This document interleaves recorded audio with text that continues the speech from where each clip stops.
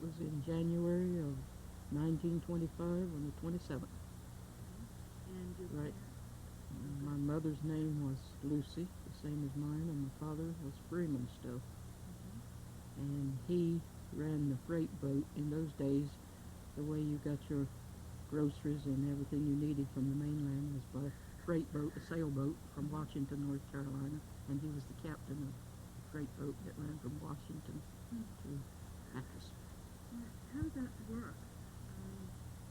Did he take orders? He took orders. He'd take orders. All the grocery stores and things would give him the order, and he'd take it over and fill up the boat and come back with it. What was the boat like? I don't remember it at that time. It was when I was born, and then he was drowned less than a year after I was born. But it was a sailboat. A schooner probably had it may have been 40 or 50 feet. I don't really know. Someone else might know that better, but it was a sailboat in those days, of course. And that's the way they got freight right on up until, after the highway, I guess. You always got your freight by boats here. From later days, it was from Englehart. Everything came to Englehart, and we had a freight boat that came on over. Love it. And if you could just back up a little bit for me and tell me your grandparents, who they were?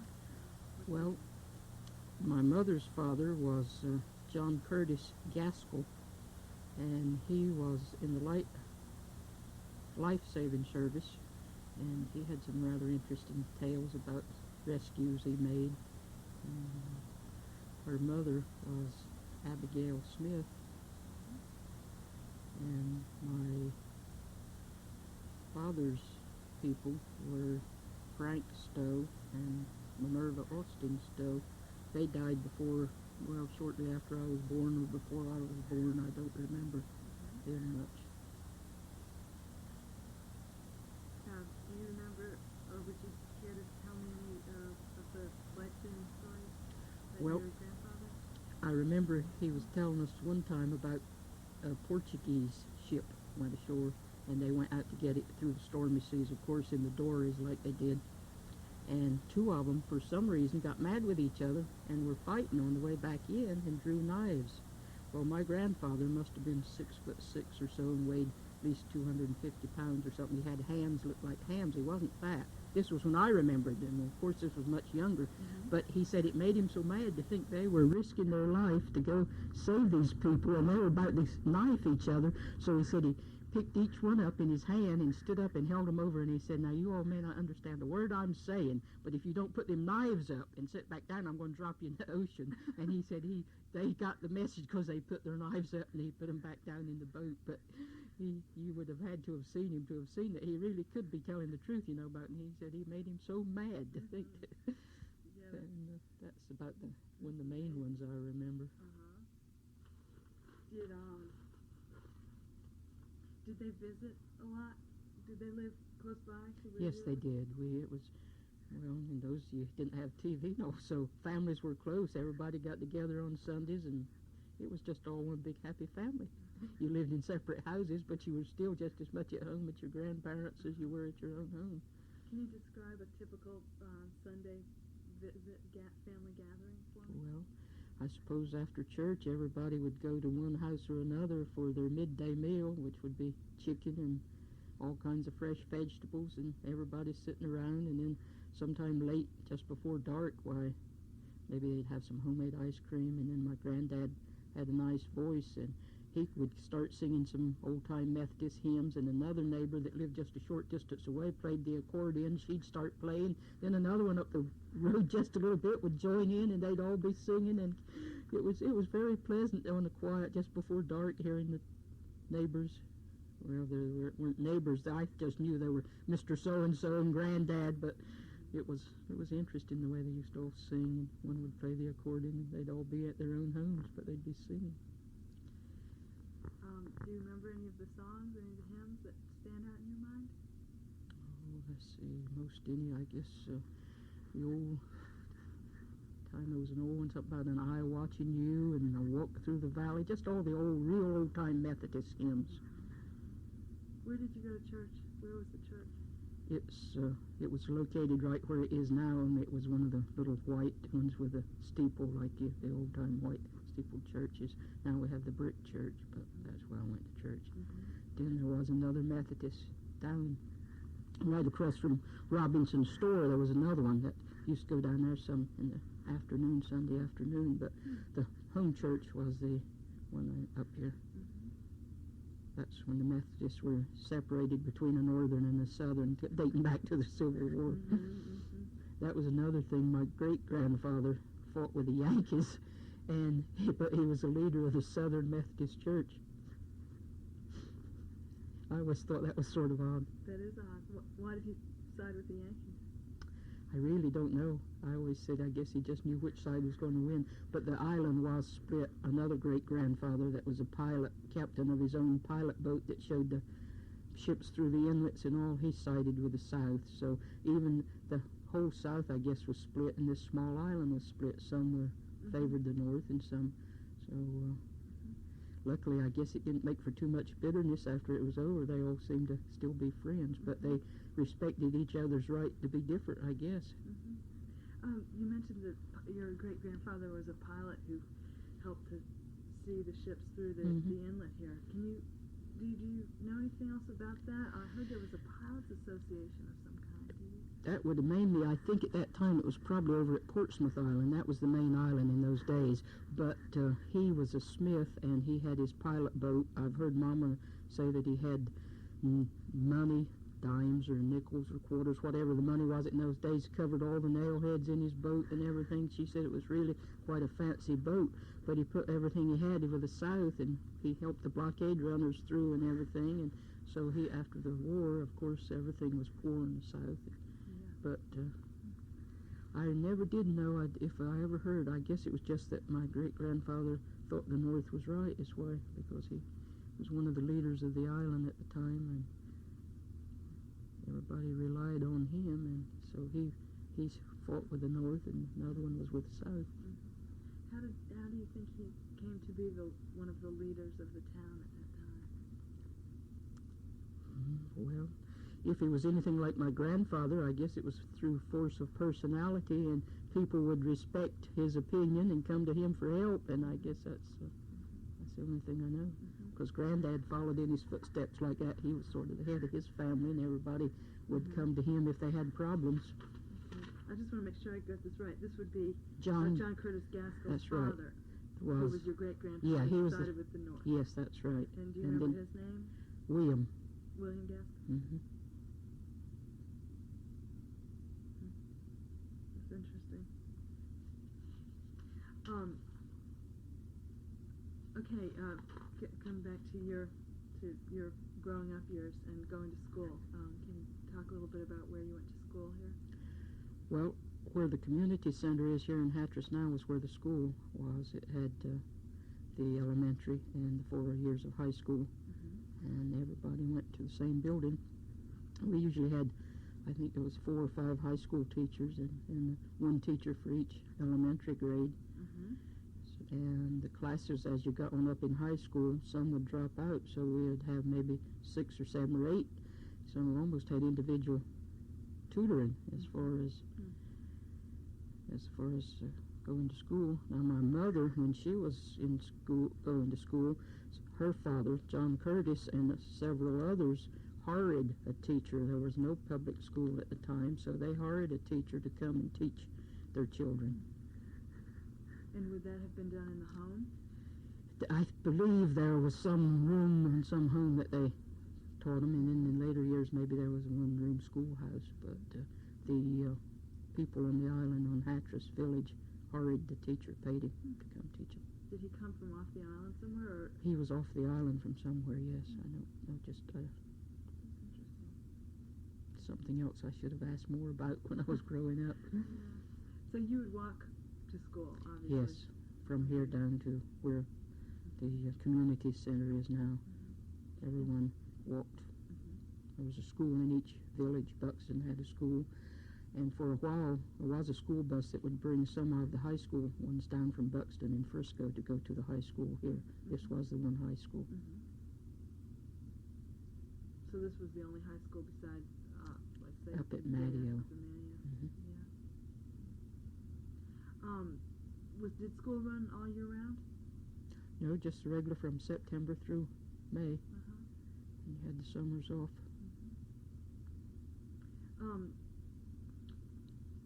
Did you have, were there any kind of school activities or sports or any extracurricular kinds of things that you recall from the early years? Grade school, high school?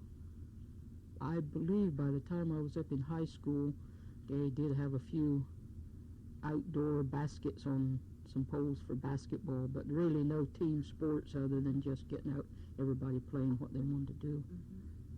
But no team sports. We were too isolated.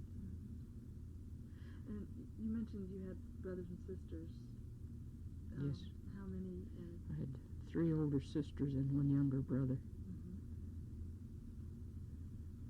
Now we did Sundays all through the summer. The younger men, had a baseball team, and they used to play Buxton, and Avon had baseball teams, and over Stumpy Point had one, and sort of a little local league of their own would play baseball. So Sunday afternoons you'd go out to the Ball Diamond and watch the boys play baseball, which happened all over the United States, I guess, back in the late 20s and 30s.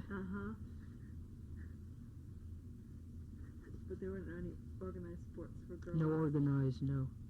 Yeah. I played baseball with the boys. Oh, you did? As a kid, we used to play. I remember one time we're playing with a wooden croquet ball. We had lost our baseball, so we had an iron axle as a bat and a wooden croquet ball as our baseball. I'd pitch or play second base. That sounds rough. It was sort of rough. Yeah. So then you went away to go to high school. I finished my senior year. Graduated from high school up in Maryland, yes. Up at Crisville, Maryland. And when I went to enroll that year, the principal told my sister said, well, coming from such a small school, we may have to put her back a grade.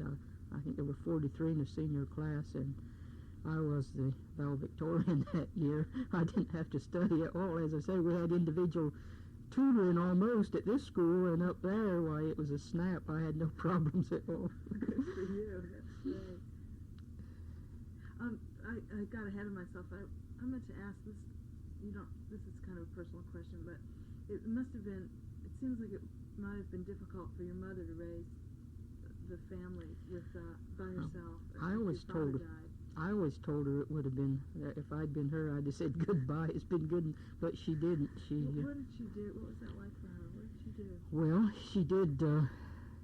She had always had a garden, and she had chickens. And sometimes the neighbors, if they had 2 cows that had calves, they'd let her keep one of them and get the milk from that cow. Everybody helped everyone else. That's the only way she could have done it. And if someone killed a lot of wildfowl, she got her share of wildfowl. And when they killed pigs or cattle, they gave her, and she gave. And then if someone needed the house cleaned or some work, why, she'd go and do that and get a little bit of cash money. But she had very little cash money. I often wonder how she did it, but she did. 5 of us. Yeah.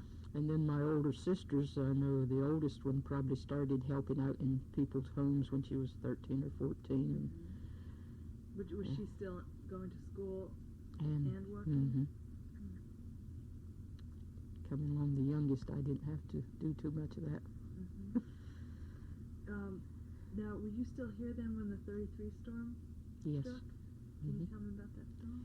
Well, at that time, my mother went next door to my aunt's. My aunt was married to my uncle, my father's brother, and he ran a freight boat too. And he was over to Washington when the 33 storm hit, so they had all the small children, and they got over to my aunt's house. And the first thing that happened, the sea tide, the only time I ever remember it running all the way across the island, the sea tide came all the way across the island. It wasn't very deep, couldn't have been over 18 inches or 2 feet deep if it was that deep, but it tore up trees, big cedars and oaks that were in my aunt's yard. And then the tide came on up, and the thing that impressed me at the time, of course I would have been about 7 or 8 years old then, they took the kerosene stove and put on the dining room table to get it out of the water. and cooked our meal. They were standing in water in the dining room, and water about to their waist, cooking food for the children that were trying to keep upstairs. But we kids were wild with excitement. Water in the house. We'd never seen that before, and parents cooking, standing in the water cooking our meal, and with a stove on the dining room table. It was exciting to kids. I expect it was frightening to our mothers, but that's about the only thing I really remember about that. And the mess afterwards, everything, the whole island was covered with a slick, slimy clay that came from the mainland, I guess. You couldn't walk without sliding. It was a green, slimy, awful. I've never forgotten how icky it looked. I'm glad we never had it anymore. Took you a long time to get that cleaned up, I bet. Yes, it did. Yeah. What about the, you mentioned that there were livestock roaming around. Were animals in trouble with that storm? Did you lose them? Do you remember? I don't remember, and I don't know whether shortly after that or just before they had passed the livestock law, and most of the livestock had to stop running wild. And I don't know whether it was still running wild, but I don't recall anyone saying they lost animals, so obviously they got somewhere on higher ridges or something that was coming if they were still running wild. Don't remember.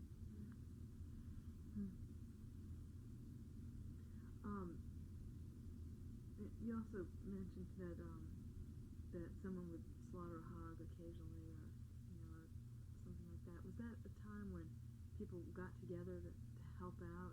I'm sure they did. I was so young, I don't remember, but I think they did. They would, in cold weather, of course, I guess is when they had to kill the hogs. And I'm sure they got together, the women got together and prepared all the sausage and stuff, and the men did the killing and skinning. I'm sure they did, because they still used to get together and do the quilting, making their quilts and everything. It was a time of togetherness, so I'm sure it was still that. Were there quilt makers in your family? Well, Mama would make quilts sometimes. All the women in Hatteras made them, I guess. They'd all get first one house. Somebody'd say, well, I need another quilt, so all the neighbors would come in and they'd sit and quilt. I don't suppose in those days you could really have made it if it was almost like one big family on the island rather than individual families. You were individual families, but everyone helped everyone else. That's something that's sort of getting lost with progress.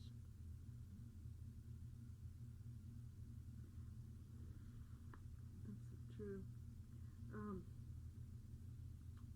When you, after you went off to high school, and then you said you went down to Charleston? Well, I came back here in 43, and of course World War II was just getting underway. Well, I came back in 42. It was getting underway, and I saw an application I didn't really know what I wanted to do, but they needed some weather observers, and they had a training school of 6 weeks in Atlanta, Georgia. It was with civil service, of course. I thought that might be nice to go to Atlanta, Georgia, and see what that was like. So I sent in an application, and then I had to take a civil service examination, pass that. But instead of getting to Atlanta, Georgia, they put me right on the weather station here at Hatteras. Gave me about a week's training, said you're a weather observer. So I haven't been to Atlanta yet, only to fly through the airport, go in, change planes, and take off again. But that was the way I ended up working for the Weather Service. I didn't know what I wanted to do, so I thought it would be good to go to Atlanta. And it was interesting work, so I stuck with it. What was the training week like? Who trained you? Well, one that was working at the time, and I think they said this is a thermometer and that's a barometer and this is a barograph, and you read them every hour. It was very simple then, and I was lucky. The next year we put in something they called pilot balloons. That was releasing helium-filled balloons and tracking it with a theodolite and getting the wind direction and velocity aloft. And then maybe the next year they put in radio sondes. That was, you sent a radio instrument up on a balloon.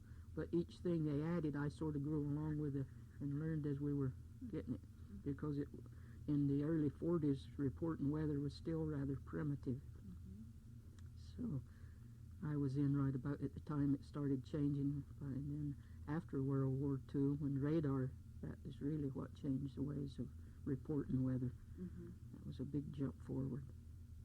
Were there many women in the weather service at that time? I didn't know it at the time, but there were none until the war started and most of the men were gone, and then they took a few in. And then after the war, most of them got out. There were a few of us left. 2 up in Norfolk stayed in, and 1 or 2 down in Charleston. But for the most part, a lot of them went on back. I guess they married or moved on to something else. Mm-hmm. But now there's more and more women getting in it. Mm-hmm. The World War II, what kind of effect did it have on this area, in your opinion? Well, other than all the boys and men being in the service, you couldn't, you had to have your car headlights, the ones that had cars. There weren't that many cars. They were painted over black so you didn't show up. And the windows, you had to have blackout curtains on your second-story windows because of lights. It's amazing how far one light can be seen out at sea. So the whole coast was under blackouts. But other than that, really not too much difference. We opened up a few more of the Coast Guard stations and put some mounted patrols, so a lot of the young girls got husbands, I guess, from the Coast Guard. And then I went on to Charleston, so I missed out on that. Mm-hmm.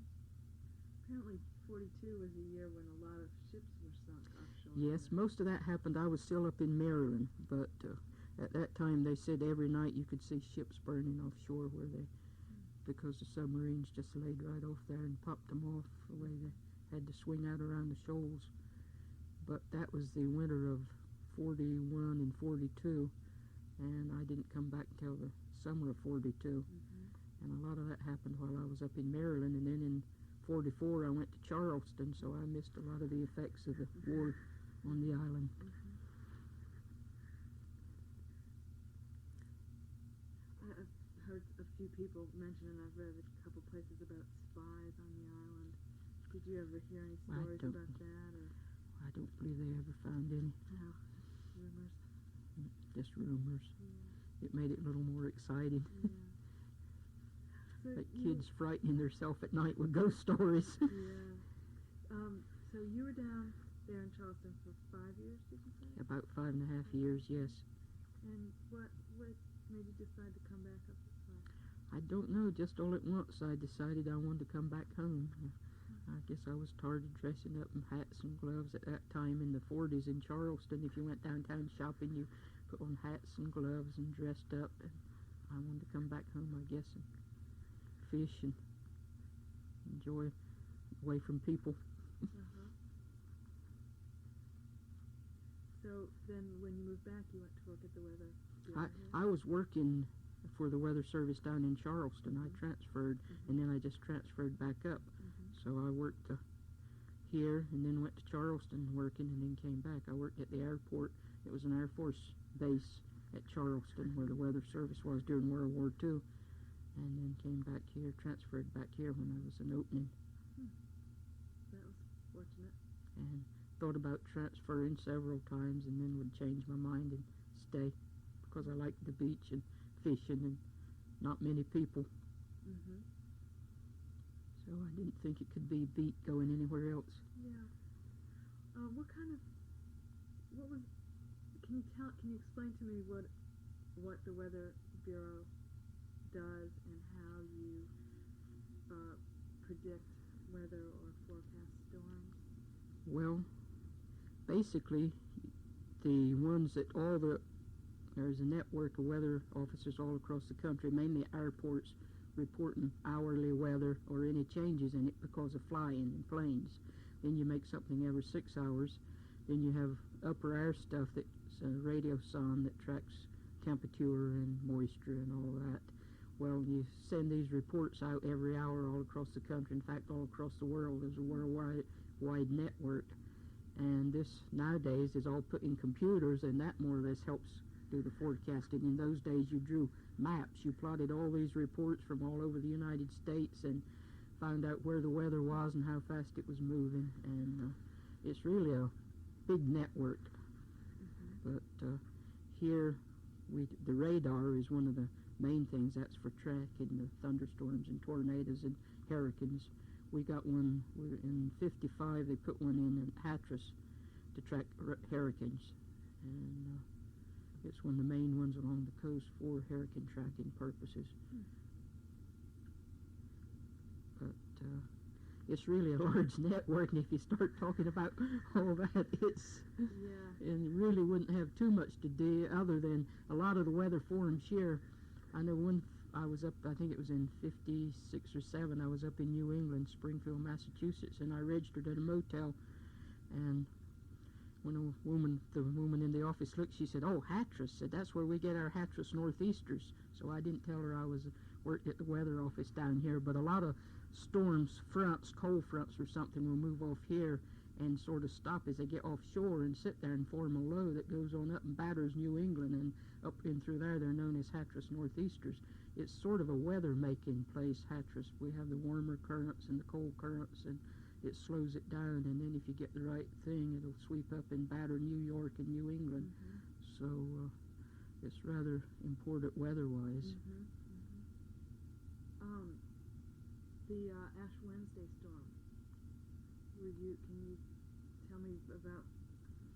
Well, I was off the night it was brewing when I got up to go to work that morning. I got up about 4 o'clock, and I know Mother was sick, and she said, "Lucy, is the tide up?" I said, "I don't think so." She said, "Well, I hear your cat really meowing his head off." And I opened the door, and the poor little thing had come swimming home from somewhere, was out on the front stoop all wet and drippy. The tide was up. So I didn't get to work that morning. It came up so unexpected, like that was something that had gone on offshore, and no one thought it was coming, and it swooped back for some reason and just about ruined the whole East Coast from Hatteras on north, especially up around Chincoteague. And it got my car, I know. My Oldsmobile had water in the glove compartment. That surprised everyone, forecasters and everyone. So people just stayed here and weathered that. Well, had to. It came up when no one knew it was here. It came in the middle of the night or late at night, and everyone stayed, yes. And did it cut an inlet? Yes, up between, just above the motels at Buxton. For a long time we had nowhere to go except to Buxton, turn around and come back to Hatteras, unless you took a ferry. That really made a small island. Yes, that's it.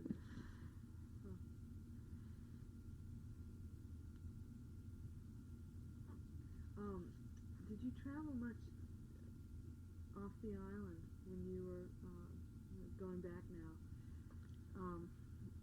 When you were growing up here, were there opportunities to travel? No, not growing up. After World War II and after I worked in the weather service, I traveled just about every October. I always liked to go in October, so I went up through New England, the western part, and one year, '67, went across the country driving and back because I wanted to see the country. But growing up, the only way you got off was to take a boat to Matteo or Elizabeth City, Washington. And as a kid, and with Mama circumstances, we didn't, I probably wasn't in a dentist's office till I was 18 or 19 years old. Was there a dentist out here? No, that's why I wasn't. Of course, luckily I didn't have any cavities or anything. I had good teeth, I guess. So, but there was a doctor when we were growing up. And was he in Hatteras? He lived right in Hatteras, yes. And he made house calls. Kenfield, I don't really know. I don't know whether it was Kennfield or how it would be spelled, but I know he had to come to see me a lot because just about every Christmas Day I would be sick on my stomach in bed Christmas from excitement, I guess. So he'd have to come up and give me some of his pink pills out of his. Yes, he made house calls. Were there ever any? Did your mom or a mother or grandmother have any kind of home remedies or old-timey medicine? Oh, I guess sometimes castor oil. I always thought that was more as a punishment than a medicine. I don't really know what the thing called castor oil was supposed to be, but that was the main thing I remember because it was so horrible. I'm sure they may have had some, but I was, other than getting sick at my stomach a lot, I was rather healthy and didn't really stay still long for home remedies. What about babies being born down here? What would Well, with the doctor, and then there were several midwives, so again, I didn't have too much interest. I didn't like babies much. I liked kittens, but I didn't care much for babies, and I really don't know too much about. I was a tomboy and didn't stay in the house any more than I had to, so I don't know too much about women's affairs. Because, and then after I got finished high school and started working, I worked with men, and I really don't know too much about women's affairs. I didn't even know women hadn't been treated right. As far as employment and all. I didn't know they'd been discriminated against until I got reading all about it. So you never had any experiences of discrimination in your career? As far as I know, no. I always, of course, working for the government, you had the same pay. And I read somewhere that they thought women should have right to work nights and everything like men. And I thought, you mean all these years I've been working night shifts and I weren't supposed to have that right because I worked nights? And if it was fill a balloon or let a balloon go, or we all were just acted as if we were just weather people rather than man or woman. I never did see any of it. You said you wanted to come back here so you could do some fishing. You do a lot of fishing? I did. I haven't done too much recently, but I've always been quite a surf fisherman, yes. And fished as a kid in the creeks. That's where I had all my freckles. But I've fished most all my life. I like that getting to yourself and fishing, just enjoying things. So I've always been a fisherman, yes. Mainly the beach. I have fished some on the surf. In the boats.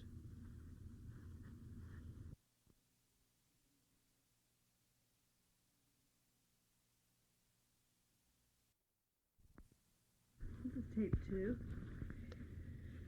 Miss Stowe, you told me that you like to do some fishing, and I wonder if you could just go back and remember some of your earliest fishing experiences for me.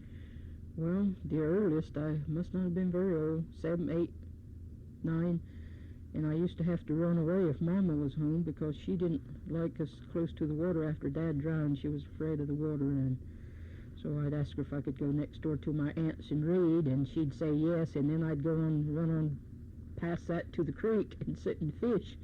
And then if I heard her calling me, I'd have to run back at least to my aunt's before I answered, and I had to sort of answer by the second call, so I could break some records running, I guess, as a kid. But they were my first ones, just catching little minnows or small puppy drum and spots. And eels. I hated eels. Oh, you did? Oh, eels. You couldn't get the hook out. They'd swallow your hook, and mostly you had to tear your hook up, and 5 cents a piece. That was expensive. 5 hooks for 1 pen. For 1 penny was expensive when your pennies were hard to come by. And the eel would tear it up. Was that up at that creek right there where the bridge goes over? No, it was right back here. Oh, back here. Right back of the house where I grew up. And, so I didn't have very far to go. Does that creek have a name? Is that just the creek? It was always the creek. Now the one you're talking about always was called the Slash, because it slashed the island, I guess. But this was the creek, and that was the Slash. So that was a difference. And what did you use for your fishing material then? Clams. All the neighbor men always had clam beds and oyster beds, and you would get in the shallow water where they had their clams buried and dig up a clam or two and break it and cut up the clam and use for your bait. Of course, you had to snitch the clams. You weren't supposed to waste clams on bait, but I was pretty good at getting the clam out of their clam bed without getting caught. It made it more fun, too. One told us we could use all we wanted out of his, just not be too bad about it, so we never bothered his. We took the ones that we were supposed to stay out of. That was more fun. Yeah, so you had your own knife then? Yeah, we must have. I don't remember, but we must have had our own knife of some sort. Yeah. Probably a little pocket knife or something, because you used to play mumblety pegs a lot with knives, and that was another boys' game. As I say, I was always out with the boys rather than the girls. And would you get your hooks down at the store down here? Yes, down at Burris's or Austin's. It was, well, we called him Mr. Dolph and Mr. Andrew. That was the two men that had the two stores. One was Dolph Burris, the present Bill Burris, owner of Red and White's father, and another one is where the Bear Country or Natural Food Store, that was Austin's. And they had hooks. You could get 5 for a penny, little tiny things. You could barely see them. And what about your line? Pardon? What did you use for your line? Just wrapping twine or something like that, and had it tied on the end of a stick. Very primitive, but it served a purpose. And had a cork, had a stopper out of a bottle or anything, or a little piece of cork off of some of the fishing nets or something. Cork wasn't hard to come by to make your float, so you could have your float. And a little piece of lead off of some of the leads off the nets made your sinker. You didn't buy too many toys, you just made your own. Any other games you can think of that you played? Well, let's see, we played baseball, and we used to build our own stilts. We'd walk on stilts, and if we had an oil drum, we used to love to roll that and walk on it while it was rolling. Just made up all kinds of things to amuse ourselves. Climbed trees, played Tarzan. I was Tarzan. The boys were the apes. I had long red hair. They didn't have long hair. Tarzan had long hair, so I had to be Tarzan and they had to be the apes. But really were very active. We did a lot of climbing. We used to go all over the neighborhood just about through trees. It was so thickly forested. Then in the summer, a lot in the afternoon, we went up swimming. We were in the water swimming a lot. Did you go out on the surf? We never did go to the ocean much, not growing up. We weren't allowed until after we were up in our early teens. I guess we were allowed to go to the beach, but just growing up, 8, 9, 10, 11, on like that, we had to stay pretty close at home. Used to go on the beach in our later teens and swim some and body surf. We had no surfboards, but you'd go out and ride the waves in and let it slam you up on the beach, skin you sometime when you hit the gravel bed or something. But mostly we didn't get to the ocean too much growing up.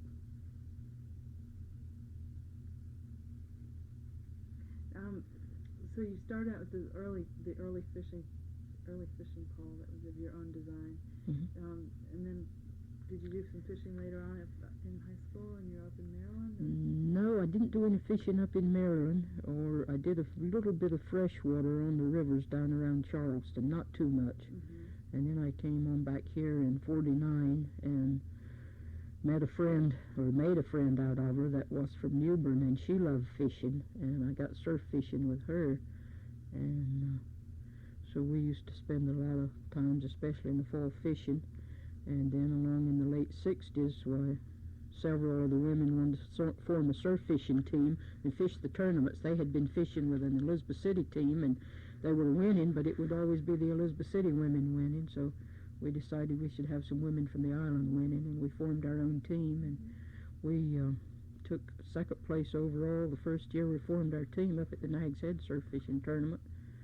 And we finished third several times, and were top women's team a number of times.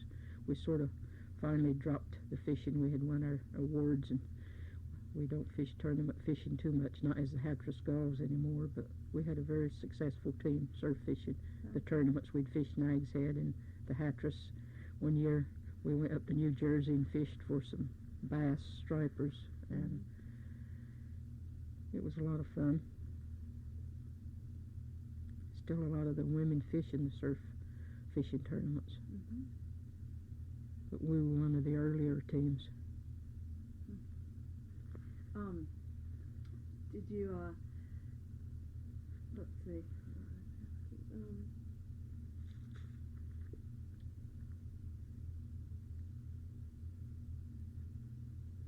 that was mainly during the fall?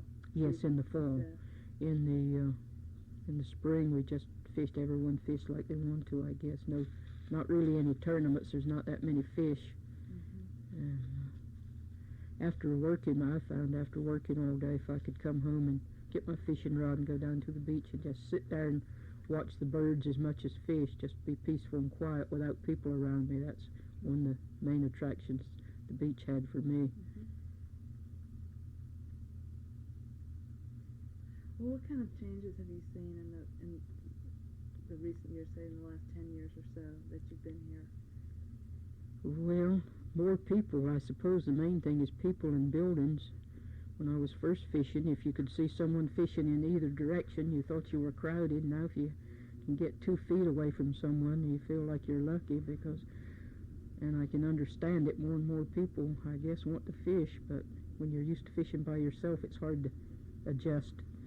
That's the main thing I see, is so many people moving in and so many more building and changing the face of the villages, all of the villages, in fact. How have you felt about the people who've come in from from the outside? Have they been cordial? Have they been friendly to you, or has that relationship changed over time?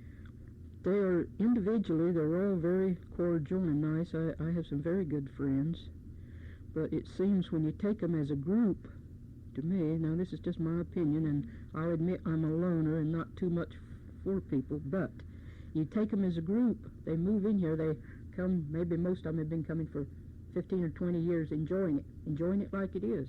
But then they get down here and they get in a group and they try to convert it to the place to resemble the place they left. In other words, they were happy with it like it was when they were visiting it, and now they want to change it. If they want to change it, go back where they came from and leave it like it is. But that's just my personal opinion, and again, I know everyone has a right to do what I would let people do what they want to do as long as they'll let me and not infringe. But another thing, and that's another thing, I was reading, and I think, well, I won't call any names, but she's very active. I've seen her name, I don't know her about, and she says, I guess it's because I don't want this to be changed. Well, now, she might not want that changed, but someone else is wanting it.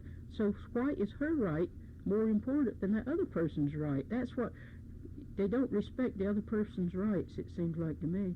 I give them the right to do what they want, but they just don't seem, it's a case of I want, and if I want it, well, the heck with what everybody else wants, and I've just not been that way.